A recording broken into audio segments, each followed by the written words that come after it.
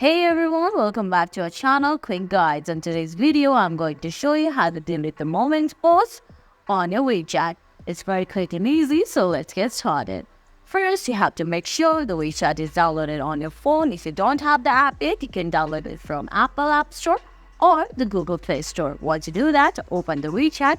Then on your screen, you can see there are 4 options that are Chats, Contacts, Discover, and Me. Tap on Me, then you can see this favorites, moments, sticker gallery, and settings. Select moments.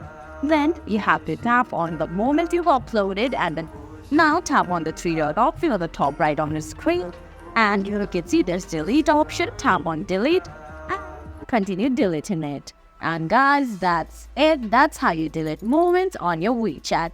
I hope you found this very helpful. If you did, please give it a thumbs up. Leave a comment, subscribe to our channel, and hit that bell icon. See you in the next video. Thanks for watching.